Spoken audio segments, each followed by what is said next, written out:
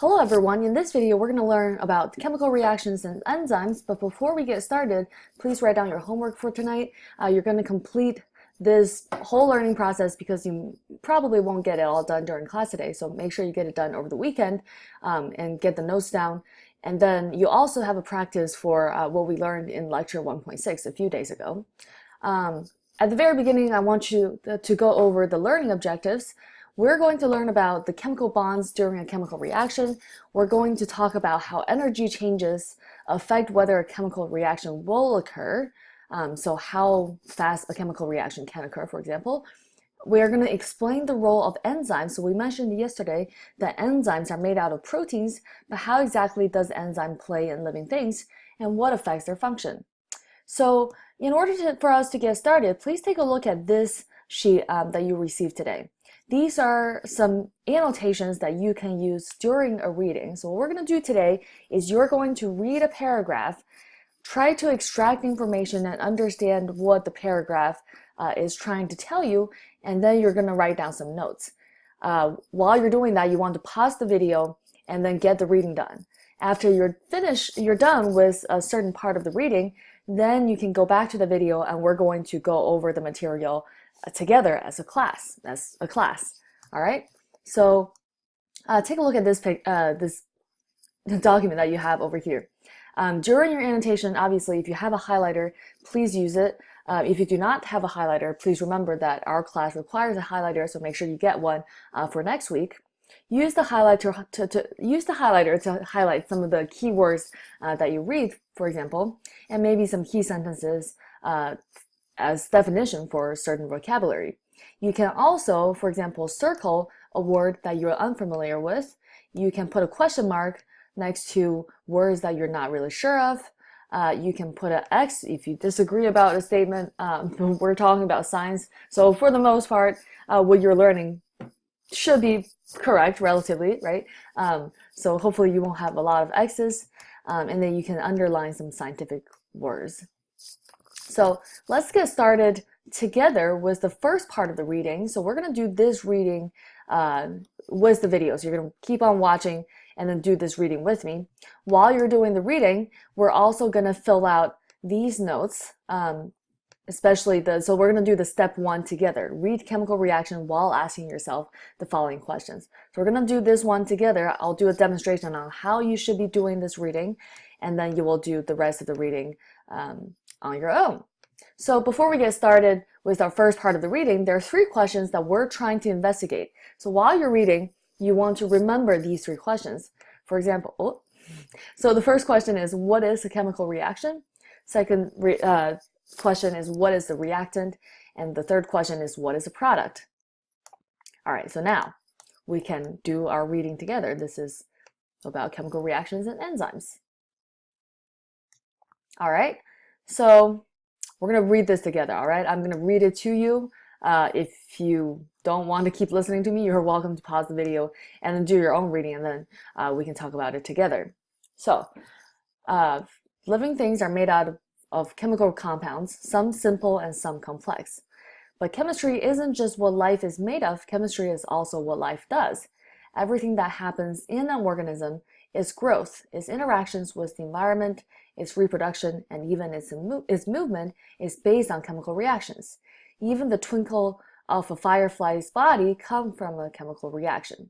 So now you can label whichever part of the reading that you find interesting, or if there's any vocabulary that you need to pay attention to, you can highlight that as well.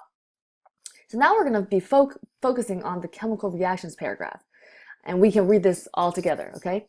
A chemical reaction is a process that changes or transforms one set of compound into another.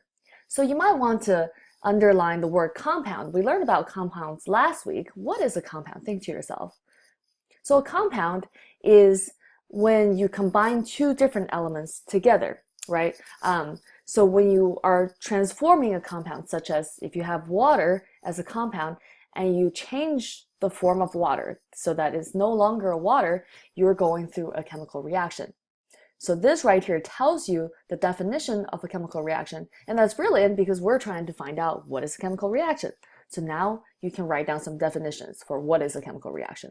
or maybe wait a little bit later. We'll do that together. And then the next one, it says, an important scientific principle is that mass and energy are conserved during chemical transformations, right? So during a chemical reaction, we're not just changing what the material is, but the mass and energy are actually conserved, which means the total mass of the reactants and the total mass of the products are exactly the same. And the energy that's being input versus output is also the same. So the energy within the entire system stays the same. This is also true for chemical reactions that occur in living organisms. Some chemical reactions occur slowly, such as the combination of iron and oxygen to form an iron oxide called rust. So while you're reading this, you can think to yourself, have I seen anything rusty, right? The process of iron becoming rusty doesn't happen all that fast, right? After a while, you can see parts of something becoming rusty, for example. To me, if you have any porcelain in your house, maybe your bathtub, maybe under the bathtub, maybe your sink, if the porcelain gets chipped, then it might get a little rusty on the inside because the inside has metal. Anyway, I'm sure you've seen rust somewhere, right? And now we can move on. Other reactions occur quickly. So now you can think to yourself, what are some reactions that occur quickly? The elements or compounds that engage in a chemical reaction are known as reactants. So when you read this word reactant, you should probably circle it again or highlight it again. So reactants are any type of elements or compounds that you put into the system to start with. That's what you start with, okay? The elements or compounds produced by a chemical reaction are called products. So those are what you make at the end of a chemical reaction. And then there's a key sentence right here. It says chemical reactions involve changes in the chemical bonds that join atoms in compounds, right? So there are a lot of words that are thrown at you, and we've learned it before. For example, chemical bonds is what connects two elements together, right? It allows them to stay together and be seen as one compound. But chemical reaction can change the bonds. How will that happen? Now, you can go back to this sheet and we're going to fill out the first three questions together, right? We talk about what is a chemical reaction in the reading, what is a reactant, and what is a product. And now let's talk about it. So again, chemical reactions can be fast or slow. For example, an explosion is really fast if you were to burn paper, right? You only need to give it a little bit of energy, a little bit of fire, and the entire paper can burn pretty quickly. Don't do that in classroom, please. And then there are chemical reactions that happens very slowly over time, but it happens on its own as well. For example, metals becoming rusty. So now, a chemical reaction changes one set of chemicals into another, right? Earlier we said if you have a certain compound and it becomes something else, that is called a chemical reaction. You also have a definition for reactants that you can write down. A reactant is when elements or compound that engage in a chemical reaction, those are known as reactants. So whatever you do as an input. So you're welcome to pause the video and write down these notes for yourself. And then the last one is products. So anything that you produce in the end, what you do not have to start with, those are called products. And again, chemical reactions involve changes in the chemical bonds that join atoms in compounds, right? This reading that we've done so far has told you all the answers that you need to know so far.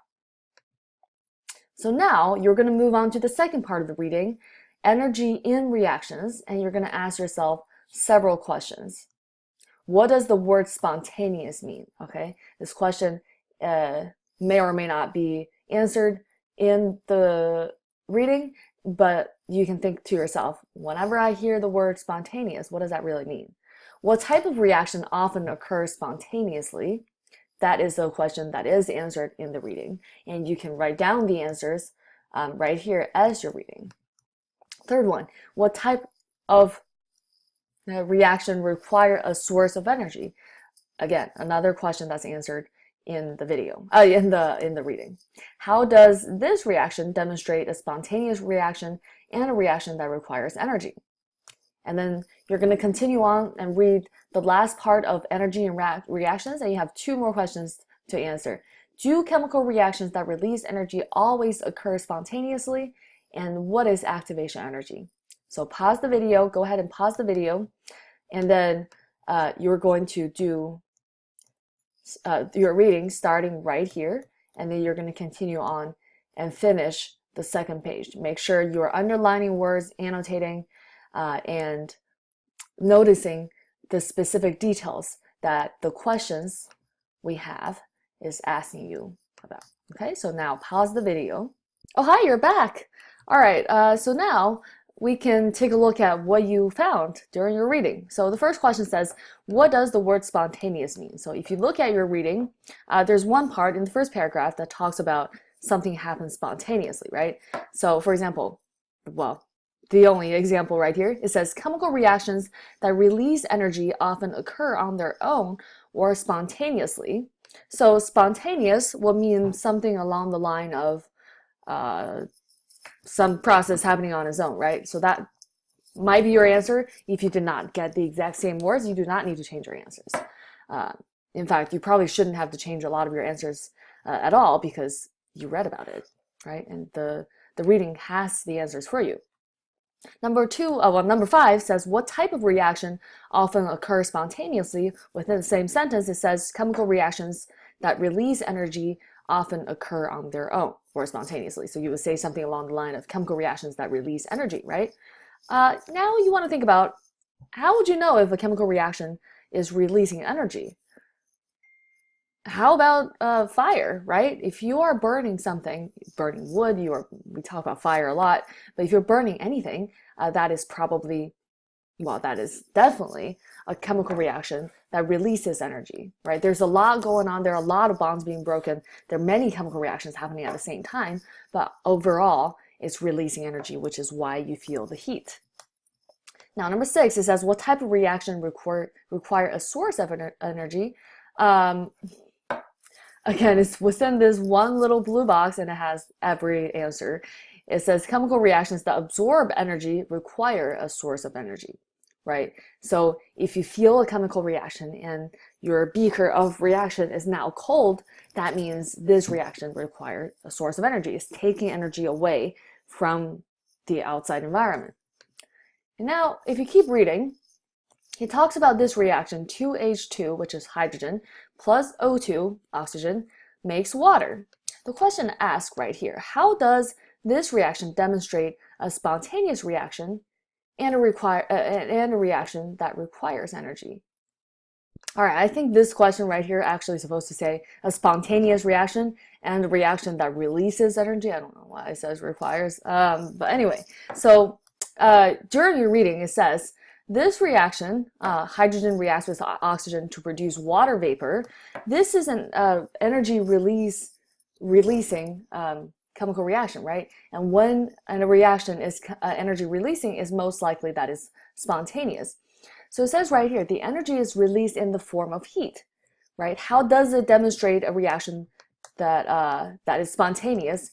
It happens on its own, right? And it releases heat.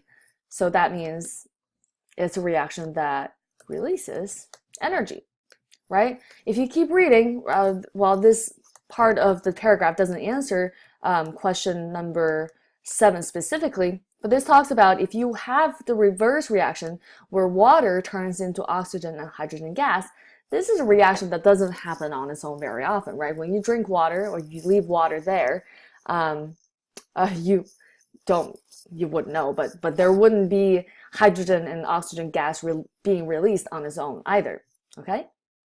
So now we've answered number 7. Let's take a look at our PowerPoint and see what it says over here. So during a chemical reaction, we have, oh wait, we're gonna answer all the questions over here. So we also need to read the activation energy part and ask ourselves these 2 other questions. So it says, do chemical reactions that release energy always occur spontaneously? This should say it right here. It says chemical reactions that release energy do not always occur spontaneously. Otherwise, this page of book might burst into flames without warning, right? So although burning paper is a reaction that releases energy, right? When you burn the paper, you feel the heat. That means there's energy being released. There are bonds being broken that allows the release of the energy. But this doesn't just happen on its own all the time, right? You have to give it a little spark in the first place. So, right, that little spark. So the answer to number 8 would just be no. Now, the last question that we want to talk about right now is, what is activation energy? It says the energy that is needed to get a reaction started is called its activation energy. So what does that mean, right? If you think about what we just said, burning paper. I don't know why you would be burning paper, but I'm sure you do it one day. You're burning paper and you need that initial spark to allow that paper to be burned. So that initial spark, that initial input of the energy to get the entire reaction started is called the activation energy. Now we can take a look at the notes. So in this picture right here, well, there are two pictures. At the very top, let's say, it says chemical reactions that release energy often occur spontaneously, something we already talked about. Chemical reactions that absorb energy require a source of energy, okay? But whether it's an energy absorbing or releasing reaction, you always need an input of energy of some sort at the very beginning to get the reaction started, okay? So how is this done on a graph? So you want to draw this graph right here and this graph right here under this question number 9. What is activation energy? Find a blank space somewhere, maybe around here, and then write it down and draw it, okay? But let me go over it first. You can pause the video and draw it. So it says right here, energy absorbing reaction. How do we know it's an energy absorbing reaction? Even if I were to just give you the graph, you should still know. So if you look at the x-axis, it says course of a reaction. If you look at the y-axis, that is the energy level, okay? So it's, I'm sure, I hope you've seen graphs like this before where you have an x-axis and a y-axis. And what you do is you look at the x-axis and see what the corresponding y-axis is telling you about. So what you see here is that the reactant shows up at the very beginning of the reaction, right? Because reactant is what you put into the system to start with. So you have these reactants, and the energy level of the reactants are relatively low, right? It's right here. It's low on the energy level scale. And then when you look at the products, those are made later in the reaction because products are produced at the end of the reaction. When you look at the products, the product level, energy level, is much higher than the reactants, right? So the products have higher energy. Reactants, what you have at the very beginning, has lower energy. So what does that tell you? Okay, what does that tell you? It tells you that in order to get the reactants, what you have in the first place, made into the product, what you end up with, you have to have a net input of energy. You have to have an increase of energy, right? If you start right here, you end right here, you have to raise the energy to make that product that has more energy in itself. So this right here is an energy absorbing reactant, and you will know that because when you look at the reactant and the product energy level, the gap is positive. You have to raise the reactant to the product, okay? On the right side, we have the opposite of what we have on the left. We have the course of a reaction. The reactants are at the very beginning of the reaction, and the energy level is relatively high. And then if you look at later in the reaction, the course of reaction, later in the reaction, we have these products, and they have a lower energy level, if you look at the y-axis, in comparison to the reactants. So what does that tell you? Your reactants starts over here. Your product starts over here. During the course of the reaction, the reactants is bringing its energy level down, right? So if the energy level is coming down, that energy has to go somewhere, right? Earlier we read about how energy is conserved. That energy has to go somewhere. Where does it go? This energy gets released during this reaction. And now, which reaction can occur spontaneously? This energy absorbing reaction or the energy releasing reaction? From your reading, you will know anytime you have energy releasing reaction, just think about burning, fire, that will be a spontaneous reaction, okay? Now, here's another another word that you should know about from this picture right here, which is called activation energy. So we said earlier, in order to burn paper, you have to have an initial spark, an initial input of energy. But even for an energy absorbing reactions, you still need to raise the energy bar in order to allow the reaction to happen. So what you see right here, during the course of reaction, you have the reactants, then you have to raise the energy a lot higher, and then you have the product. Whether the product is higher than the reactants or lower than the reactant, you always have to raise the energy and then allow the entire reaction to happen. So this energy change from the reactant to the very highest point of the graph, the energy level, right? This is the highest point. This difference between the reactants and the highest point is called the activation energy, because that's the energy required to activate the reaction. Same here, we have the reactants, we have the very highest point. This difference in energy level, this little gap right here, that is called the activation energy. Okay, now there's a question for you. You're going to look at this graph, pause the video, and think about what the answer is, and then I'll go over the answers.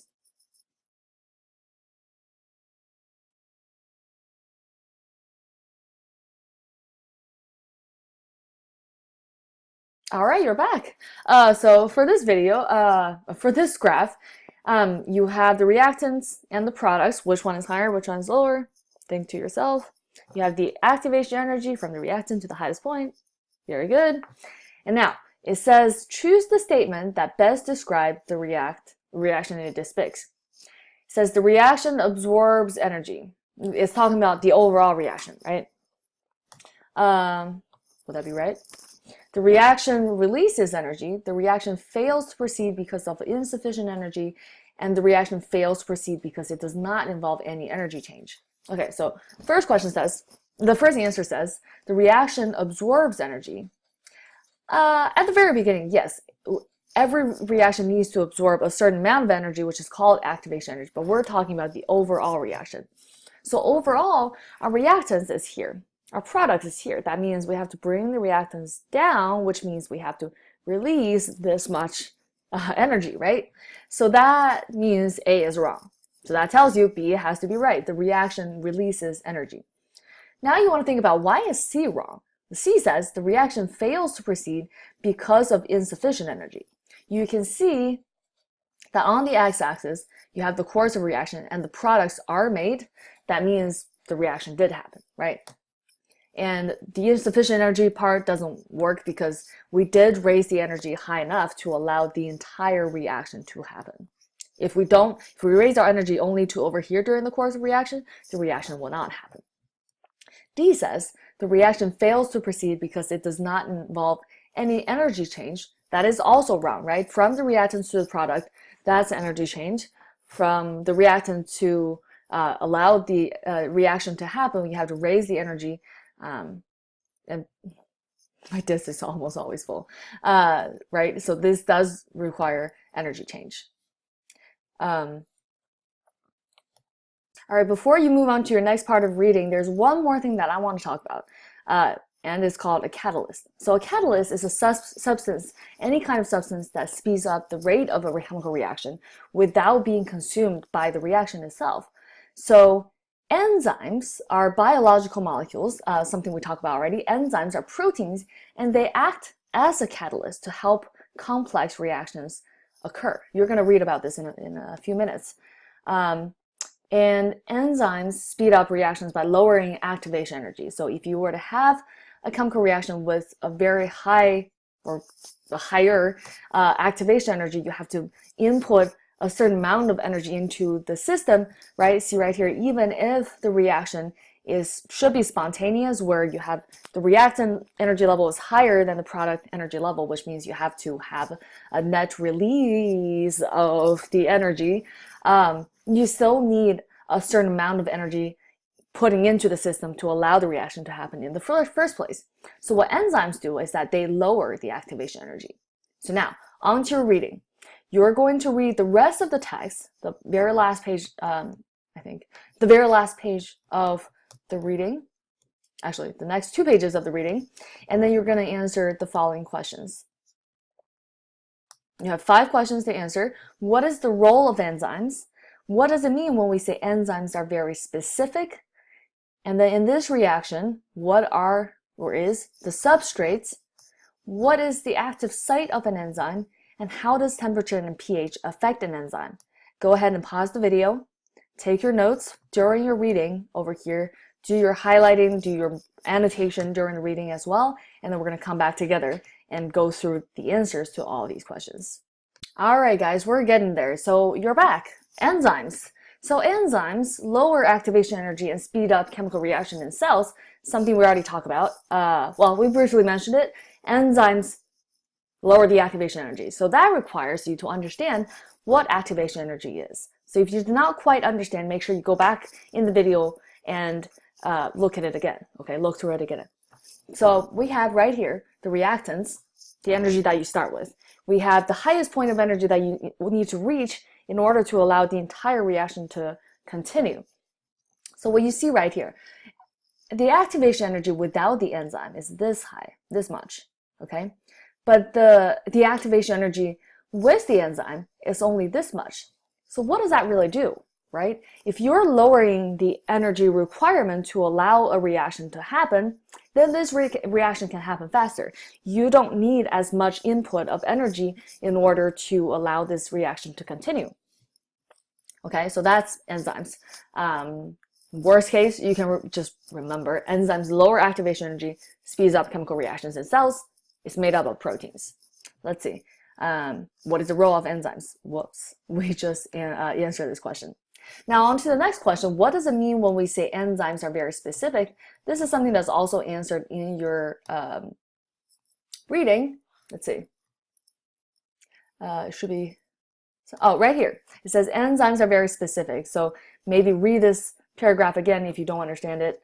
But enzymes are very specific, generally catalyzing only one chemical reaction. So what it says is that obviously there are a ton of chemical reactions happening all the time in every single one of your cells, but there are very specific types of enzymes that does very specific job.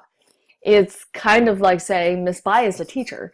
She can teach. This is a job that she can do, right? But if Miss Bai were to want to be a doctor, that will not work because Miss Bai doesn't know how to be a doctor, right? Same thing with enzymes. Enzymes all have very specific jobs because they are shaped in a certain way that allows something to happen, right? For example, for a toaster, you can toast bread. That works. If you put an entire pizza into a toaster, that doesn't work. That's not what the toaster is for. Same thing for enzymes, right? So let's take a look. Right here. So enzymes are very specific. Enzymes are made out of proteins, and if you can remember, when we have an amino acid chain, let's say this is your amino acid chain. It's not exactly a chain. But in order for this amino acid chain to actually function, it has to fold into a very specific shape. Okay, this is a very, very delicate fold of paper. I know you can't tell, but it's a good folding. So this folding of the polypeptide, the amino acid chain, allows the enzyme to take a certain shape, right? However, a polypeptide that's different from the one I had earlier can also fold maybe in a different way. Now it takes a different shape. Now it has a different function. So what you see right here, in order for enzymes to work, substrates have to bind to it. Those are the reactants in the reaction, what you start with, right? So what you see right here, this enzyme right here, this pretend enzyme, has shapes that allows these two substrates to bind to it and allow a chemical reaction to happen. This enzyme right here has a different shape, so it only allows these two substrates to bind to it and allow a different reaction to happen. That's what we mean by enzymes are specific. All right? Now, this picture shows you how an enzyme works again. You want to start right here. We have an enzyme. It's a carbonic anhydrase, which is in your reading as well. This is an enzyme that you start with. You have something called an active site. The active site is where the substrate or the reactants of this reaction binds to. So you see here, water and carbon together, they're going to bind to the enzyme active site. because they can fit right in there, okay? So we see, right? The substrates bind to the enzyme at the active site. Now you have something called the enzyme-substrate complex because the enzyme and the substrates are bounded together. And then, those are the substrates.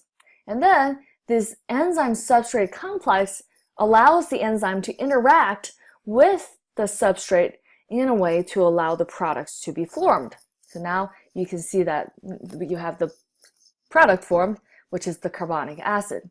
And then you have the product produced, right? And then this whole cycle goes again. And this is really important because what you see here after the products are made, this enzyme can go back to its original position where it has the active site and it's empty, and it can allow another set of reaction to happen again. So this entire process keeps happening, right? The enzyme can be reused at any time. Another way, okay, so let's talk about toaster again, right? If you think about a toaster, you put bread in it. The bread will be the substrate because it's binding to the enzyme. The toaster processes the bread. It bakes the bread crispy, and now you have crispy toasted bread. And the crispy toasted bread is the product, right? And now your toaster is empty again. You can put more toast in it, and then you get more product. So the toast will be the substrate, something you start with. The enzyme, you can think of it as the toaster. It allows a process to happen faster, but in this case, anyway, it allows a process to happen faster, right? And then you have the end product, the toast. And the enzyme itself can be reused again. The toaster can be reused again. I think it kind of makes sense. I hope it makes sense to you as well. So, like we said, enzymes are not degraded during a reaction and are reused. So what you see right here, you have a substrate, you have the active site of an enzyme, the substrate binds to the enzyme, and then the substrate gets processed, and now you form two products. So an enzyme speeds up the reaction, which means this substrate can turn into the product on its own, but it takes much longer because the activation energy is higher. Now, lastly, because we're talking about enzymes, there are two factors that affects how well enzymes work. These are called temperature and pH. If you can think about what we learned yesterday, we said proteins function, or whether protein denatures or not, depend on the temperature and pH. So if you look at the picture above, we have temperature on the x-axis, raising temperature, and the y-axis, the rate of a reaction, which means how fast the reaction can happen, right? With an enzyme we're talking about. So you can see that at about 38 degrees Celsius, you have the highest rate of reaction, which means the process of making this product from reactant is happening really, really fast. What we call this temperature where you can have the highest rate of reaction is called optimal temperature. Optimal means the best, the one that works the best, okay? So you can, okay. So if you think about toasters, I guess toasters are different, right? You have different brands of toasters, but if you have a toaster that works at its fastest speed because you plugged it into the electricity that provides enough voltage for the toaster, this toaster can toast the bread a lot faster, I guess. But basically the idea is if you raise the temperature during a reaction to really, really high, then the reaction is not going to happen. Or the reaction rate is going to be slower. The reaction is not going to happen as fast. Same thing with on this side of the reaction. If your reaction is not warm enough, the reaction rate is also kind of slow. And then you have something called the optimal temperature, which is different depending on what type of reaction we're talking about, depending on the enzyme. So it says right here, at high temperature, enzymes would denature. So you have an enzyme, it should work, but at really high temperature, these bonds will break and your enzyme denatures, and when it denatures, it's no longer a functional enzyme, right? It says it loses their unique shape and the ability to function. Different enzymes have different optimal temperature and pH. So let's take a look at how this pH thing works. We learned about the pH scale. Acidic is when you have a lower number. Basic is when you have a higher number. It's supposed to go from 0 to 14, but on this scale, we only have 1 to 12. That's fine. What you see right here, we have 3 different types of enzymes: pepsin, salivary amylase, and arginase. 3 different enzymes. And they have 3 different optimal pH. If you look at the y-axis, it says relative reaction rate, how fast a reaction can happen, right? If a reaction is happening really, really fast, that tells you the enzyme is working really, really well, right? Because enzymes speed up reactions. So when you look at this pepsin, for example, this blue curve, what is the optimal pH? I can ask you questions like this on the test next week, next Thursday. 2 will be the optimal pH because at pH 2, you have the highest rate of reaction, right? And then you can look at salivary amylase, another type of enzyme in your saliva. What is the optimal pH? It's around, let's say 6.8. Is that fine?